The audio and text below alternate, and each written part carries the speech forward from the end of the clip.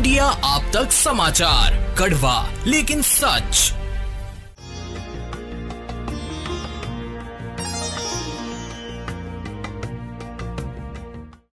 नमस्कार, मैं हूं आनंद शर्मा और आप देख रहे हैं इंडिया आप तक समाचार। इंडिया आप तक समाचार अपने वीडियो पॉडकास्ट के जरिए ऐसे महानुभावों को आपके समक्ष लाने का प्रयास करता है जिनके जरिए आपको कुछ जानकारियां मिल सके, आप तक कुछ सही सूचनाएं आ सके और आप इस चीज को समझ सकें कि आखिरकार जलगांव में, शहर में या फिर देश में, विश्व में क्या चल रहा है। आज हमारे साथ नॉर्थ महाराष्ट्र यूनिवर्सिटी NMU के कुलपति हैं डॉक्टर विजय माहेश्वरी जी हमारे साथ हैं। सर, आपका स्वागत है इंडिया अब तक समाचार के स्टूडियो में। आप यहाँ आए इसके लिए आपको बहुत सारा शुक्रिया। सर, सबसे पहले तो एक सवाल है जो बहुत सारे लोगों को नहीं मालूम है, अभी भी लोग चाहते हैं कि ऐसी जानकारियां रखें लेकिन नहीं मिल पाती है। एक्चुअल में मुझे ऐसा लगता है कि उसको कोई समझा नहीं पा रहा था। NEP जो है वो है क्या एक्चुअल में? नमस्कार, धन्यवाद मुझे इस कार्यक्रम में आपने आमंत्रित किया इसके लिए। NEP मतलब राष्ट्रीय शिक्षा नीति। जी। तो हमारा संविधान जो है, उस संविधान के अंतर्गत शिक्षा ये जो विषय है, ये कॉन्करेंट लिस्ट में आता है। कॉन्करेंट लिस्ट का मतलब ये है कि ये दोनों के मतलब केंद्र सरकार और राज्य सरकार के दोनों के अधिकार क्षेत्र का विषय है। परंतु चूंकि हमारा देश बहुत बड़ा है, विशाल है, उसमें विविधता है, लगभग 28 राज्य है, 8 यूनियन टेरिटरीज है, केंद्र शासित प्रदेश है। तो ये पूरे देश में शिक्षा के मामले में हमारा स्ट्रक्चर एक समान हो, हमारे स्टैंडर्ड्स एक समान हो, हमारे जो डिग्रीज हैं उनके नॉमेनक्लेचर एक समान हो, इसके लिए समय समय पर केंद्र सरकार द्वारा शिक्षा नीति लाई जाती है। तो अभी तक कुल मिला के स्वतंत्रता के बाद में 3 शिक्षा नीति केंद्र सरकार ने लाई है। पहली शिक्षा नीति सन 1968 में लाई थी और उस समय की जो हमारे देश की जरूरत थी उसके हिसाब से उस नीति को बनाया गया था। दूसरी शिक्षा नीति 20 वर्ष बाद लगभग 1986 में आई और दूसरी शिक्षा नीति के 35 वर्ष बाद 2020 में अभी केंद्र सरकार ने पूरे देश के सामने रखी है। तो ये शिक्षा नीति पूरे देश में जो स्कूल एजुकेशन हो या हायर एजुकेशन हो, इस क्षेत्र को प्रभावित करने के हिसाब से बनाई हुई एक नीति है। सर, इसमें NEP जब आएगी, जब लागू हो जाएगी तो उसमें चुनौतियों का सामना करना पड़ेगा बहुत। NEP लागू हो चुकी है। अच्छा। 2020 में केंद्र सरकार ने इसकी घोषणा की और उसके बाद में हर राज्य ने अपने अपने हिसाब से इस नीति को अडॉप्ट किया और इम्प्लीमेंटेशन उसका क्रियान्वयन शुरू किया। जैसे कि अगर हमारे राज्य की बात करें, महाराष्ट्र की, तो महाराष्ट्र में 2023-24 से हमने इस नीति को लागू कर दिया है। हाँ, और इस नीति को लागू करते समय महाराष्ट्र राज्य मुझे लगता है देश में एक अग्रणी राज्य है इस नीति को लागू करने के हिसाब से और बहुत ही सिस्टमेटिक तरीके से इस नीति को अपने राज्य में यानी कि महाराष्ट्र में लागू किया जा रहा है। इसे पहले टप्पे में हमने जो हमारे ऑटोनॉमस कॉलेज है उनके अंदर लागू किया, जो विश्वविद्यालय के कैंपस है उनके अंदर लागू किया और दूसरे टप्पे में जो हमारे संलग्नित महाविद्यालय हैं, कॉलेजेस हैं, यानी 24-25 से उनको लागू किया। तो एक सुलझे हुए तरीके से इस नीति को अपने राज्य में लागू किया जा रहा है। अब जब भी कोई नई चीज हमारे सामने आती है तो निश्चित तौर पर चुनौतियां रहेगी। अभी शिक्षा नीति के माध्यम से भी हमारा जो अभी का शिक्षा का इकोसिस्टम है, हमारी जो शिक्षा की व्यवस्था है, उसमें कुछ बड़े बदलाव लाने की प्रक्रिया की जा रही है। तो निश्चित तौर पर उसमें चुनौतियां रहेगी और जैसे कुछ चुनौतियों का आज ही हम उसका समस्या का समाधान निकाल के दे रहे हैं, कुछ चुनौतियां जो आने वाले समय में आएगी, तो जैसा चुनौतियां आएगी उसको उस चुनौतियों का उसके ऊपर कुछ सॉल्यूशन देने का, उसके ऊपर कोई समाधान देने का कार्य भी किया जाएगा। सर, जागरूकता बढ़ाने के लिए क्या कदम उठा रहे हैं हम? हाँ, अब ये जागरूकता बढ़ाने के लिए जो हमारे स्टेक होल्डर्स हैं, जो हमारे भागधारक हैं, शिक्षा क्षेत्र के भागधारक यानी सबसे बड़ा हमारा जो समूह है, जो हमारा भागधारक है, स्टेक होल्डर है, वो है विद्यार्थी। फिर विद्यार्थियों के पेरेंट्स यानी कि पालक, हमारे उद्योग क्षेत्र से जुड़े हुए लोग, समाज के विविध जो क्षेत्र है उनसे जुड़े हुए लोग, ये सभी हमारे जो है भागीदार है, हमारे स्टेक होल्डर है। तो इन सभी के अंदर जागरूकता लाने के लिए एक व्यापक योजना के माध्यम से ये किया जा रहा है। हमने स्कूल कनेक्ट 1 और स्कूल कनेक्ट 2 ऐसे 2 प्रोग्राम क्रियान्वित किए, जिसके माध्यम से स्कूल शिक्षा में जो विशेष तौर पर जो 11वीं और 12वीं में छात्र है हमारे, जो कि 1 साल बाद या 2 साल बाद उच्च शिक्षा के क्षेत्र में आएंगे, तो उनके लिए प्रोग्राम हमने इम्प्लीमेंट किए। पहले स्कूल कनेक्ट 1 के अंदर लगभग 70 कार्यशाला के माध्यम से, वर्कशॉप्स के माध्यम से ये जानकारी उन तक पहुंचाई गई। उसमें लगभग 15,000 छात्रों ने लाभान्वित हुए। स्कूल कनेक्ट 2 जो कि अभी इसी वर्ष लागू किया गया, इम्प्लीमेंट किया गया, उसके अंदर लगभग 22,500-23,000 विद्यार्थियों तक हमने पहुंचने की, हमारे विश्वविद्यालय क्षेत्र में पहुंचने की कोशिश की। लगभग हम 3,000 पालकों तक पहुंचे, शिक्षकों तक पहुंचे और उनको इस नीति के जो भी मतलब हाइलाइट्स है, जो इसके विशेष भाग है, उनको बताने की कोशिश की गई है, समझाने की कोशिश की है। और अलग-अलग माध्यमों से, पत्रकारिता के माध्यम से, डिजिटल मीडिया के माध्यम से, आप जैसे जो कार्यक्रम कर रहे हैं, इस तरह के कार्यक्रम के माध्यम से भी, एफएम रेडियो के माध्यम से ये जो इसके बारे में जानकारी देने का प्रयास विश्वविद्यालय ने किया है। सर आपके कार्यकाल के दौरान में एनएमयू जो है वो एनएमयू को शिक्षा का केंद्र बनाने के लिए क्या प्रयास किए गए हैं? मुझे तो ऐसा लगता है कि 1990 में जब से इस विश्वविद्यालय की स्थापना हुई है, तब से ही जलगांव में शिक्षा के मामले में रुचि बढ़ी है और हमने जो हमारे यहाँ से बहुत बड़ी संख्या में लोग पूना या मुंबई जाते थे, वो संख्या को कम करने का प्रयास किया है। धीरे-धीरे अब 30-35 साल के बाद में अपना विश्वविद्यालय शिक्षा का एक बहुत ही अच्छा केंद्र के रूप में जाने जाने लगा है। पूरे राज्य में ही नहीं तो अपितु पूरे देश में जाने जाने। इसका कारण ये है कि हमने बहुत अच्छे दर्जे के प्रोग्राम्स जो कि अप्लाइड है, जिनके माध्यम से हमारे विद्यार्थी युवकों को, युवतियों को रोजगार में मिल सकता है, ऐसे प्रोग्राम्स हमने लॉन्च किए। शुरुआत से ही आज हमारे यहाँ कैंपस पर कोई भी कन्वेंशनल प्रोग्राम नहीं है। सारे के सारे जो प्रोग्राम्स हैं, जो डिग्री प्रोग्राम्स हैं, वो सारे अप्लाइड या जॉब ओरिएंटेड है, जिसके माध्यम से हमारे विद्यार्थियों को तुरंत ही रोजगार उपलब्ध हो सकता है। इस तरीके के हमने अच्छी संशोधन, शोध की व्यवस्था, सारी फैसिलिटीज वहाँ हमने एस्टेब्लिश किए। बहुत कम समय में हमने कैंपस पर, विश्वविद्यालय के कैंपस पर रिसर्च के लिए अच्छी सुविधाएं उपलब्ध हैं। जो लर्निंग रिसोर्सेस है, वो आज हमारे यहाँ उपलब्ध है। हमारी लाइब्रेरी एक बहुत अच्छी शिक्षा के लिए पूरक स्रोत के रूप में हमारे सामने आ रही है। तो ये सारी सुविधाएं देने के कारण बड़ी संख्या में हमारे आसपास के देहात से, गाँवों से जो बच्चे अदरवाइज पूना मुंबई नहीं जा सकते थे, के लिए उच्च शिक्षा के दरवाजे इस माध्यम से ओपन हुए हैं। अब अगर कुछ रिसोर्सेस की कमतरता है, तो उसे भरने का काम किया जा रहा है।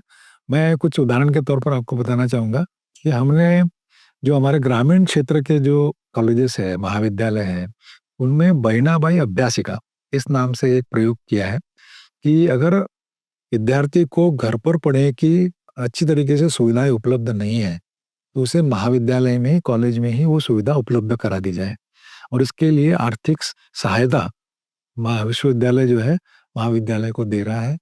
हमने जिन विद्यार्थियों की रुचि स्पर्धा परीक्षा में, कॉम्पिटिटिव एग्जामिनेशन में है, उन बच्चों के लिए भी एक online Bahinabai Chaudhari online competitive examination guidance centre, इस तरीके का एक प्रयोग शुरू किया है। उसके माध्यम से एक फाउंडेशन कोर्स जो कि लगभग 30 तरह की विभिन्न स्पर्धा परीक्षाओं के काम आएगा, उसका प्रशिक्षण, उसका मार्गदर्शन जो हमारे एक्सपर्ट हैं उनके माध्यम से देने का प्रयास किया गया है। तो इस तरीके के जो छोटे-छोटे उपक्रम चलाकर ये दोनों के बीच में जो खाई है, जो गैप है, उसको भरने का काम विश्वविद्यालय कर रहा है। सर आपने आपके अंतर्गत आने वाले महाविद्यालयों की बात की। क्या आप जो बताते हैं वो वाकई में ग्राउंड लेवल पे उन महाविद्यालयों में, कॉलेजेस में होता है? इसके लिए कोई ये जो हमारा जो स्ट्रक्चर है ना, हम अफिलिएटिंग सिस्टम में काम करते हैं जी। अपना विश्वविद्यालय, मतलब ये एक फेड स्ट्रक्चर जैसा है। मतलब जैसे कि केंद्र और राज्यों के बीच के संबंध है, उस तरीके से हमारा विश्वविद्यालय और हमारे महाविद्यालयों के बीच का संबंध है। विश्वविद्यालय एक रेगुलेटरी बॉडी है। हम नियम बनाते हैं, हम नीतियाँ बनाते हैं और उसको क्रियान्वयन करने की ज़वाबदारी हमारे महाविद्यालय पर होती है। और अगर वो महाविद्यालय क्रियान्वित कर रहा है कि नहीं, वो नीतियों का पालन कर रहा है या नहीं कर रहा है, इसको समय-समय पर देखा जाता है। और अगर कोई महाविद्यालय नहीं करता है तो उसको जो नियमों के अनुसार जो भी कुछ सज़ा देना हो, वो सज़ा देने का प्रावधान है।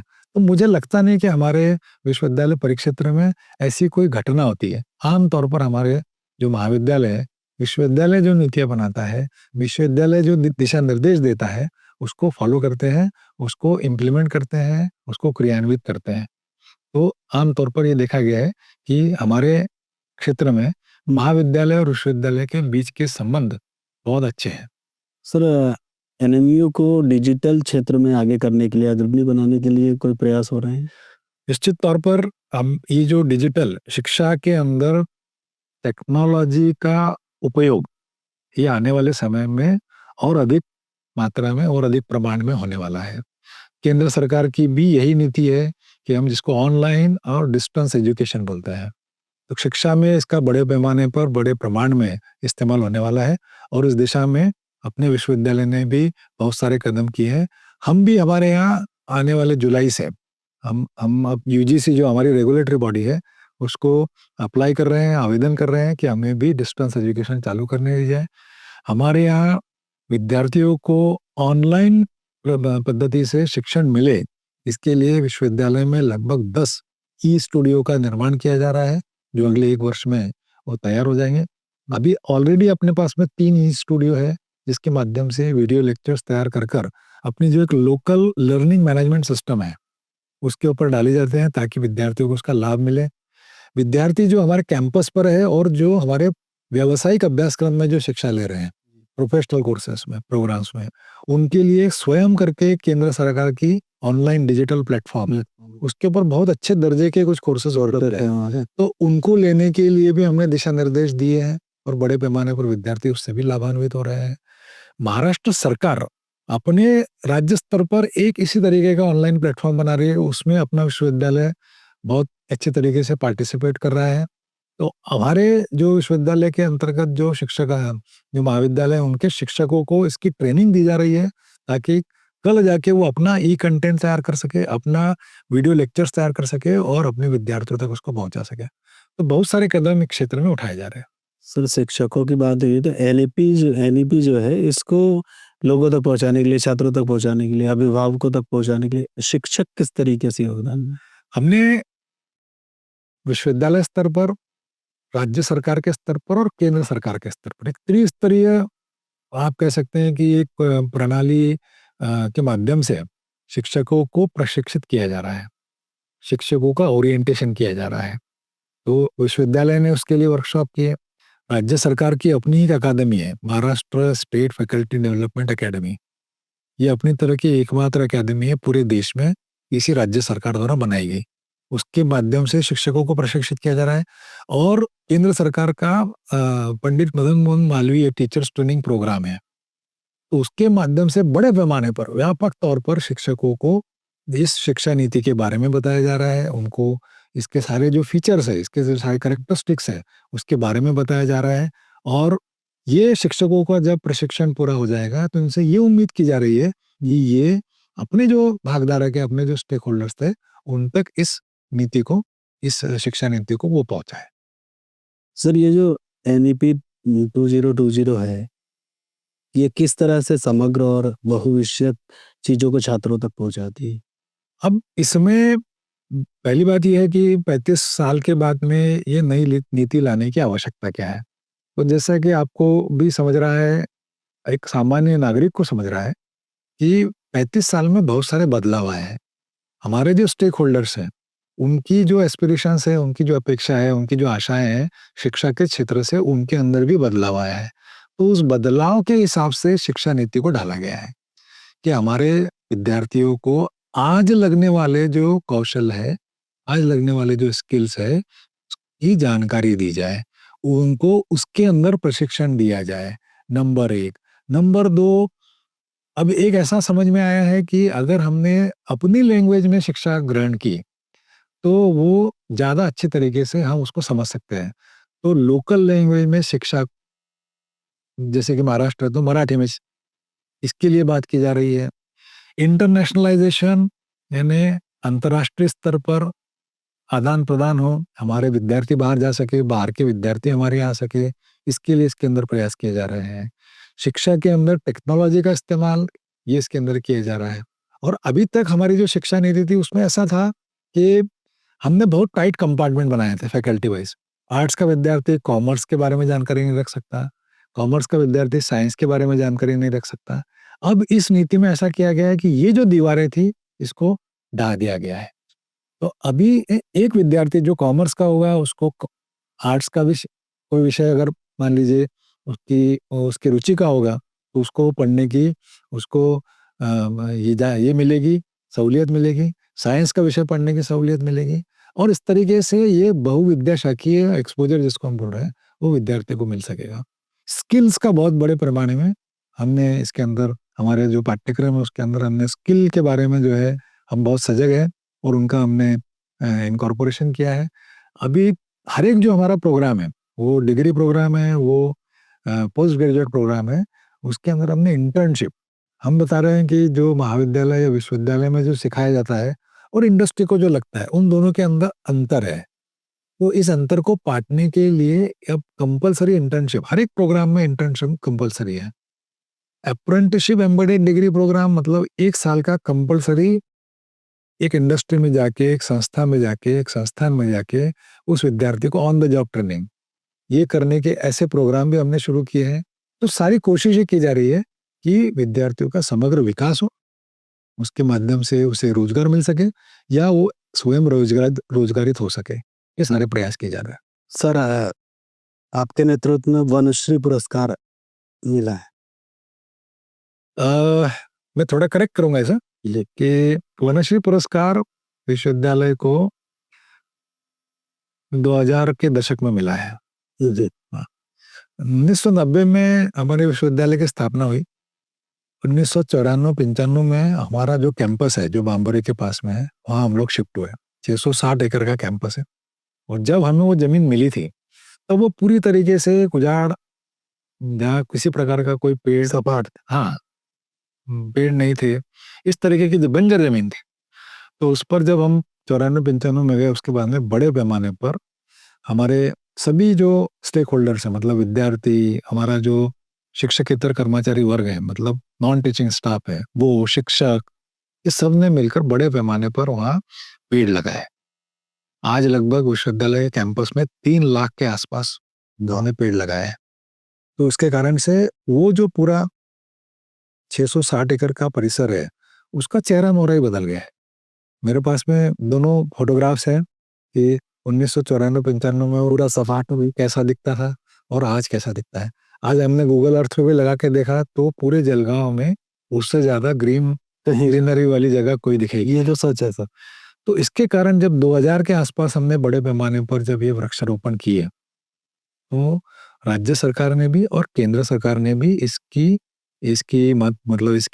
जानकारी ली, दखल लिया और उसके कारण से हमें केंद्र सरकार का इंदिरा प्रियदर्शनी पुरस्कार मिला और राज्य सरकार का वनश्री पुरस्कार। ये 2000 और 2005 के बीच में मिले हुए हैं पुरस्कार। सर अभी कुछ समय पहले ही उद्योगपतियों की एक बैठक हुई थी आपके यहाँ और जलगांव के फ्यूचर पे देखते हुए जनरली ऐसा देखा गया है कि जलगांव में लोग पढ़ तो लेते हैं लेकिन यहाँ पे रोजगार उपलब्ध नहीं होता है, उनको कोई हेल्पिंग हैंड नहीं मिल पाता है। रियलिटी है। आपके तरह से किस तरह के प्रयास करने के विचार किए जा रहे हैं?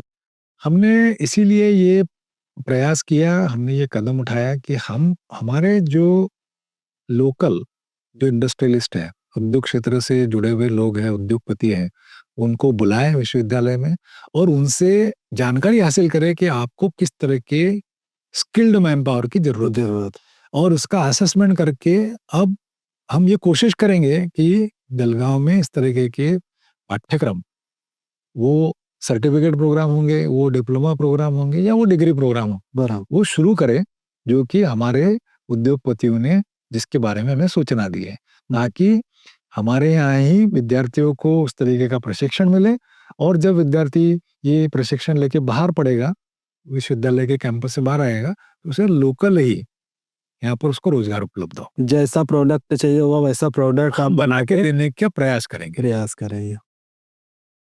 सर, और क्या नए प्रयास आपके इसमें हो रहे हैं जिससे यूनिवर्सिटी की पहचान जो है वो और ज़्यादा बढ़ पाए? अभी नाम जो है सर 57 नंबर पे है यूनिवर्सिटी, इसको 50 तक पहुंचाने के लिए। अभी जो NIRF ranking, national institutional ranking framework, यानी ये अपना जो केंद्रीय शिक्षा मंत्रालय है, ये हर साल ये घोषणा करता है। उसमें 2024 में अपना विश्वविद्यालय 51 से 100 के बैंड में आया है और इसके कई पैरामीटर्स हैं। उसमें ये अध्ययन अध्यापन एक पैरामीटर है, संशोधन एक शोध रिसर्च एक पैरामीटर है, हमारा जो पढ़ाया हुआ विद्यार्थी है वो बाहर निकल के किस तरीके का काम करता है, ग्रेजुएट आउटकम, ये एक पैरामीटर है। पब्लिक का परसेप्शन क्या है, पब्लिक में यानी सामान्य नागरिक होगा, हमारे समाज के विभिन्न क्षेत्रों से जुड़े हुए लोग होंगे, हमारे एम्प्लॉयर होंगे, इंडस्ट्रियलिस्ट होंगे, उनका क्या परसेप्शन है। ये 4-5 पैरामीटर मिलकर इसकी घोषणा की जाती है, रैंकिंग का निर्धारण किया जाता है और उसकी घोषणा की जाती है। तो हम ये चारों पांचों पैरामीटर में कोशिश कर रहे हैं कि हम अच्छा काम करें, ताकि ये जो आज हमारी रैंकिंग 51 से 100 के बैंड में है, ये हम विदिन 50 आ सके। अब इसके लिए हमने नए प्रोग्राम शुरू किए। पिछले 3 साल में हमने लगभग 9 नए प्रोग्राम्स लॉन्च किए हैं, जिसमें 5 जो है NEP compliant UG program, undergraduate programs हैं। 2 हमने AEDP, apprenticeship embedded degree program, जिसके लिए हमने दिल्ली में स्थित सेक्टर स्किल काउंसिल से मेमोरेंडम MOU साइन किया है और हमारे बच्चों को, हमारे विद्यार्थियों को 1 साल की कंपलसरी अप्रेंटिसशिप उनके माध्यम से मिलेगी। हमने 2 पोस्ट ग्रेजुएट प्रोग्राम लॉन्च किए। MA योग शास्त्र हमने लॉन्च किया, हमने MA नाट्य शास्त्र लॉन्च किया। रिसर्च के लिए बड़े पैमाने पर कैंपस में vice chancellor research motivation scheme के माध्यम से हम जो रिसर्च कोविड के बाद में हमारा जो रिसर्च एक्टिविटी था, हमारे जो शोध से रिलेटेड जो सारी गतिविधियां थी, वो एकदम कम हो गई थी। तो उसको किक स्टार्ट करने के लिए बड़े पैमाने पर निधि की उपलब्धता हम करके दे रहे हैं। हम विद्यार्थियों को प्रोत्साहित कर रहे हैं। बड़ी मात्रा में हमारे पास में UGC से रिसर्च के लिए फेलोशिप स्वामी मिला करती थी, अब वो बंद हो गई। तो बच्चों को PhD करते समय कुछ आर्थिक सहायता उपलब्ध हो, इसके लिए विश्वविद्यालय ने कदम उठाए। हमने समाज के जो दानवीर लोग हैं उन्हें आह्वान किया प्रमोट स्कीम के माध्यम से। आज हम लगभग 19 विद्यार्थियों को विश्वविद्यालय और जो समाज के जिन लोगों से हमें डोनेशन मिला है उनके माध्यम से PhD करने के लिए ये लगभग 14,000 रुपये महीना ये हम फेलोशिप उनको दे रहे हैं। तो ये सारे कदम हम उठा रहे हैं ताकि ये जो हमारी रैंकिंग है, ये जो हम चाह रहे हैं, हमारे सभी भागीदार स्टेक होल्डर की इच्छा है कि हम पहले 50 में आए, इसकी तरह हम कदम उठा रहे हैं। पहली बार ऐसा हुआ है 30-35 साल के इतिहास में कि हमारे पास में लगभग 30 विदेशी विद्यार्थियों ने एडमिशन के लिए अप्लाई किया। वाह! हाँ, हमने एक इंटरनेशनल स्टूडेंट सेल स्थापित किया है। उसके माध्यम से उन विद्यार्थियों को जो इन्फॉर्मेशन, जो सूचना लगती है वो प्रदान की जा रही है। ये 30 विद्यार्थियों के जो एप्लीकेशन हमें आए थे उनको भी हमने बहुत जल्दी प्रोसेस करके उन्हें प्रोविजनल एडमिशन लेटर भी दिया, ताकि हमें वीज़ा वगैरह लेना हो तो। अब हम ये कर रहे हैं कि हालांकि अब दुर्भाग्य ऐसा है कि ये 30 जिन्होंने अप्लाई किया था उसमें से एक भी इस बार हमारे पास में नहीं आया, लेकिन ये शुरुआत अच्छी है। हाँ, हमें उम्मीद है कि हम ये जो अब शुरू होगा हमारा जुलाई से वर्ष, इसमें हम कुछ 2, 4, 5, 10 विद्यार्थी निश्चित तौर पर हम आकर्षित कर पाएंगे। तो उन्हें आकर्षित करने के लिए अब हमने ना कुछ फेलोशिप्स का प्रोविजन किया है। उनके लिए रहने के लिए हमारे हॉस्टल में कुछ 4-5 कमरे हम आरक्षित कर रहे हैं, ताकि थोड़ा अपग्रेड करके उनको अच्छी सुविधाएं हम हॉस्टल में दे सकें। ये सारी कोशिश हम कर रहे हैं कि ताकि अंतर्राष्ट्रीय स्तर पर भी और दूसरे देशों से भी हमारे विद्यार्थी हमारे यहाँ शिक्षा लेने के लिए आए। ये सारी कोशिशें की जा रही है ताकि हम अपने रैंकिंग के अंदर सुधार कर सकें। सर, जलगांव में ऐतिहासिक, सांस्कृतिक या इन सब चीज़ों को बढ़ावा देने के लिए, उन सब चीज़ों को आगे ले जाने के लिए कोई कोर्स या फिर कोई प्रयास यूनिवर्सिटी की तरफ? निश्चित तौर पर हमारी जो लोकल संस्कृति है, हमारी जो स्थानीय परंपराएं हैं, हमारा जो इतिहास है हमारा लोकल, ये हमारे विद्यार्थी भूले नहीं। इसके लिए प्रयास किए जा रहे हैं। पहली बार लोक कला महोत्सव हमने विश्वविद्यालय ने इस बार अभी मुझे लगता है इसी महीने में आयोजित किया, ताकि जो हमारी स्थानिक लोक कलाएं हैं वो उनको हम जीवित रख सके, उनके उसकी उसके बारे में हमारे विद्यार्थियों को जानकारी मिल सके, विद्यार्थियों की रुचि उन स्थानिक लोक कलाओं में बढ़े। इसी तरीके से हमारे पास में साहित्य की एक अच्छी परंपरा है। विद्यार्थी साहित्य सम्मेलन ये पिछले 2 साल से हम लोग ऑर्गेनाइज कर रहे हैं, ताकि जो स्थानिक हमारी जो प्रतिभा है उनको एक अच्छा प्लेटफॉर्म, एक अच्छा मंच उस माध्यम से उपलब्ध कर सके। हमने ये किया है कि एक अंडर ग्रेजुएट प्रोग्राम है हमारे, एक वर्टिकल 6 है, तो उसके अंदर हम विद्यार्थियों को जो एक फील्ड प्रोजेक्ट कर एक व्यवस्था की गई है, ताकि हमारे ऐतिहासिक जो वस्तुएं होंगी, जो स्थल होंगे, उनके बारे में विद्यार्थी जानकारी ले सके। उसके अंदर एक आधा प्रोजेक्ट करना हो तो प्रोजेक्ट कर सके। हमने IKS इंडियन नॉलेज सिस्टम, ये 2 क्रेडिट के 2 कोर्सेस हमारे यूजी प्रोग्राम में कंपलसरी किए हैं अभी। एक जेनरिक है जिसके अंदर विद्यार्थी हमारा जो है भारतीय ज्ञान परंपरा, जिसको हम बोल रहे हैं ज्ञान परंपरा जो है, उसके सभी क्षेत्रों का उसको जानकारी मिल सके, वो जेनरिक है। और फिर मान लीजिए विद्यार्थी ने केमिस्ट्री में एडमिशन लिया, तो उसको भारतीय ज्ञान परंपरा केमिस्ट्री में क्या थी उसके बारे में, उसको हम सब्जेक्ट स्पेसिफिक IKS कोर्स बोल रहे हैं, इन दोनों की जानकारी उसको मिल सके। तो इसके माध्यम से स्थानिक संस्कृति, परंपरा, इतिहास, इसकी जानकारी विद्यार्थियों तक पहुंचाने का और विद्यार्थी अपनी जड़ से जुड़े रहे, इसका प्रयास जरूर किया जा रहा है। सर, एक आखिरी सवाल कि NEP 2020 को जलगांव के छात्रों को वैश्विक स्तर तक पहुंचाने, बताने, सब चीज़ों के लिए किस तरीके से यूनिवर्सिटी प्रयास कर रही है, उसके लिए आपकी क्या योजना है, ताकि ज़्यादा से ज़्यादा ये लोगों तक पहुंच पाए? मुझे बताते हुए खुशी होती है कि नई शिक्षा नीति का एक उद्देश्य ये भी था कि हमारी जो शिक्षा व्यवस्था है, हमारे देश की जो शिक्षा व्यवस्था है, वो अंतर्राष्ट्रीय स्तर पर जो शिक्षा व्यवस्था है उससे हम अलाइन करने का प्रयास कर रहे हैं। तो इसीलिए जो अंतर्राष्ट्रीय स्तर पर अगर आप देखेंगे तो वहाँ जो डिग्री होती है वो 4 वर्ष की होती है। हमारे यहाँ भी अब ये 4 वर्ष की डिग्री कर दी गई है। लेकिन इसका मतलब ये नहीं है कि 3 साल वाली डिग्री खत्म हो गई। 3 साल वाली डिग्री भी है। पहले ऐसा था कि मान लीजिए 1 साल के बाद में किसी कारणवश विद्यार्थी को शिक्षा छोड़ना पड़ रही है, तो उसके हाथ में कोई 1 साल देने के बाद में भी उसके पास में कोई सर्टिफिकेट नहीं रहता था। अब हमने एक फॉर्मल व्यवस्था ऐसे की है कि 1 साल के बाद में किसी कारणवश अगर उसको शिक्षा छोड़नी पड़े तो उसको डिग्री सर्टिफिकेट मिलेगा, 2 साल के बाद में डिप्लोमा मिलेगा, 3 साल के बाद में डिग्री मिलेगी, और अगर 4 साल की पूरा समय वो करता है तो उसको एक ऑनर्स की डिग्री मिलेगी। तो पहली बात ये है कि अब हमारा जो पूरा शिक्षा का जो इकोसिस्टम है, वो पूरी तरीके से अंतर्राष्ट्रीय जो स्तर पर जो शिक्षा इकोसिस्टम है उससे अलाइन हो गया है। हमारे जो पाठ्यक्रम है सारे हमने अद्ययावत किए हैं, उसकी सारी रचना उसकी बदली है। उसमें जो आज लगने वाली चीज़ें हैं, उसको हमने इनकॉर्पोरेट किया है। आज लगने वाले जो कौशल है, जो स्किल्स है, उसका उसके अंदर समावेश किया गया है, ताकि हमारा विद्यार्थी किसी भी तरीके से राज्य स्तर पर, यानी पूना और मुंबई के विद्यार्थियों से ही नहीं, राष्ट्रीय स्तर पर और अंतर्राष्ट्रीय स्तर पर भी किसी के साथ में भी वो कॉम्पीट कर सके, स्पर्धा कर सके। रिसर्च के लिए जो लगने वाले सारी सामग्री, जो सारी फैसिलिटी, जो सारी सुविधाएं हैं, उसको लगने वाला आर्थिक सहायता, उसकी सारी व्यवस्था विश्वविद्यालय कर रहा है, ताकि हमारे स्टूडेंट अच्छे किस्म का, अच्छे दर्जे का रिसर्च कर सके। अगर उसने एक अच्छा रिसर्च पेपर पब्लिश किया तो उसे इंसेंटिवाइज करने की, उससे पैसे के माध्यम से इंसेंटिवाइज करने की विद्यार्थी को, वो व्यवस्था भी हमने की है। एक विद्यार्थी को एक साथ में 2 डिग्रियां करते आए उसकी व्यवस्था, डुअल डिग्री प्रोग्राम, इसकी भी हम व्यवस्था कर रहे हैं।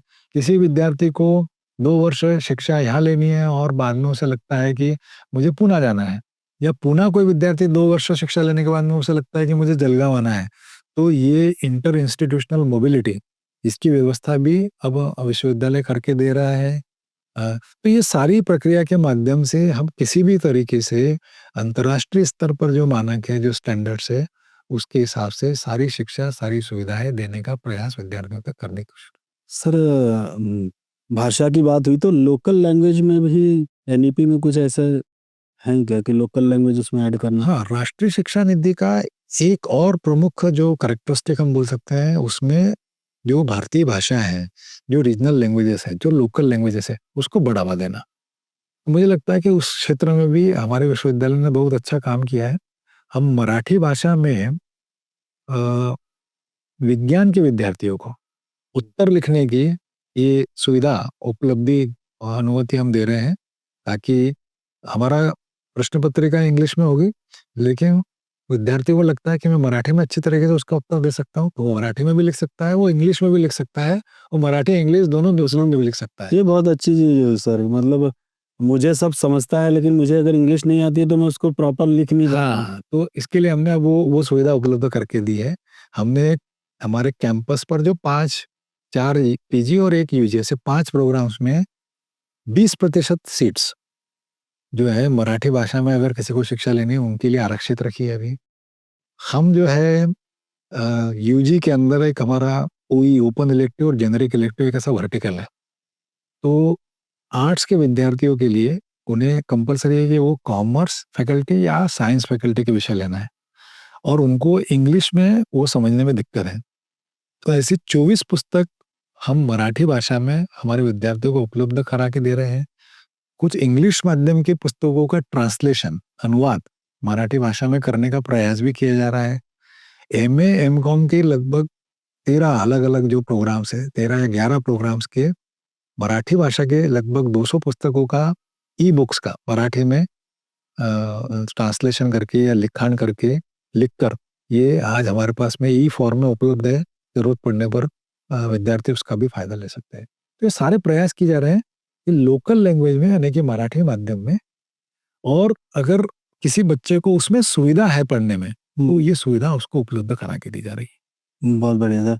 सर आखिरी में आप जलगांव के छात्रों को कुलगुरु होने के नाते कोई मैसेज देना चाहेंगे? मैं अपने सभी विद्यार्थी छात्रों को यही कहना चाहूँगा कि अभी एक जो इक्वेशन सामने आ रही है वो है E = F, मतलब एजुकेशन ही फ्यूचर है। F means future.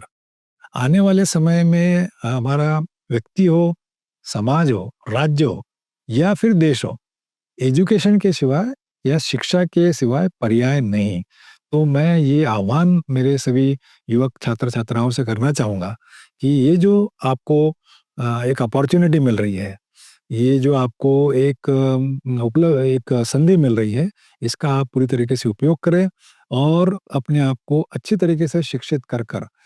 अब डिग्री अकेले से रोजगार उपलब्ध नहीं होता है। डिग्री के साथ में आपको स्किल्स की ज़रूरत है। तो अपने विश्वविद्यालय ने डिग्री के साथ में एक विशारद स्किल डेवलपमेंट सेंटर ये अपने यहाँ उपलब्ध है। इसके माध्यम से लगभग 5000 से ज़्यादा छोटे-छोटे स्किल एनहांसिंग कोर्सेज उपलब्ध हैं। तो मैं अपने छात्रों से ये भी कहूँगा कि डिग्री के साथ में वो 1 या 2 अपने पसंद का स्किल एनहांसमेंट कोर्स में भी एनरोल करें और डिग्री के साथ में वो भी कंप्लीट करें, ताकि आपको रोजगार मिलने में आसानी होगी। इंटेलेक्चुअल बेस्ड एजुकेशन के साथ में, जिसके माध्यम से हम आपके मस्तिष्क का विकास करना चाहते हैं, आपके सोचने समझने की शक्ति का विकास करना चाहते हैं, हम हमारे विश्वविद्यालय की ये भी कोशिश है कि हम आपको वैल्यू बेस्ड एजुकेशन भी दें, ताकि आप अपनी संस्कृति से, आप अपने रूट्स से जुड़े रहें। तो समग्र रूप से आपका आपके व्यक्तित्व का विकास हो, इसके लिए विश्वविद्यालय कोशिश कर रहा है। आपने इसका ज़रूर लाभ लेना चाहिए, अपने लिए, अपने परिवार के लिए, अपने राज्य के लिए और अपने देश के लिए। धन्यवाद। हाँ, गुरुजी थे, कुलगुरु हैं और गुरु तो हैं ही ऑलरेडी। गुरुजी बता रहे थे कि E = F जो है उसको उस पर ध्यान देना बहुत ज़रूरी है, और अगर आप गुरु की बात मानेंगे तो आपको आगे बढ़ने से कोई नहीं रोक सकता है। आपको प्रयास करना ये आप ही की ज़िम्मेदारी है और आपको प्रयास करना पड़ेगा, तभी आप आगे जा पाएँगे। पीछे बैठकर रोने से बेहतर है कि आगे आइए और प्रयास कीजिए। उत्तर महाराष्ट्र विद्यापीठ ये जलगांव की शान है। यहाँ पर जो कुछ भी वो करने का प्रयास करते हैं, उनको सहयोग देना हमारा काम है। अगर आप प्रॉपर तरह से मेहनत करेंगे, आप अगर शिक्षकों के बताए हुए रास्तों पर चलेंगे, आपको आगे बढ़ने से कोई नहीं रोक सकता है। जैसा कि सर ने बताया कि विद्यापीठ जो है, वो जल्द ही यहाँ जिस तरीके की का रोजगार उपलब्ध होगा उस तरह की क्वालिटी बनाकर, उस तरीके के छात्र प्रोडक्ट बनाकर, मैन पावर प्रोडक्ट बनाकर वो उनको देंगे। इसका मतलब है आने वाले भविष्य में जलगांव में एनएमयू जो है वो यहाँ पर रोजगार पैदा करने के लिए भी बहुत बड़ा प्रयास करने वाले हैं। सर, आप हमारे स्टूडियो में आए, आपको बहुत सारा शुक्रिया। दर्शकों, सर ने जो मार्गदर्शन किया वो हमारे लिए अमूल्य है। एनईपी के बारे में सर ने जो कुछ भी बताया है वो उसको समझिए, वो समझना बहुत ज़रूरी है। हम इसी तरह से फिर सर के मार्गदर्शन के लिए एक और प्रोग्राम लेकर आएंगे आपके साथ, जब सर कुछ नया और चीज़ बता पाएंगे। अभी फिलहाल के लिए इतना ही, दीजिए आनंद को इजाज़त। नमस्कार, धन्यवाद। जळगावची नवी ओळख वस्त्रनगरी सुरेश कलेक्शन्स अँड क्रिएशन 80 फुटी कांदळदा रिंग रोड, राधाकृष्ण नगर चौक, छत्रपती शिवाजी नगर, जळगाव। सौंदर्य विश्वाची 73 वर्षांची परंपरा। Suresh collections and creation, Jalgaon.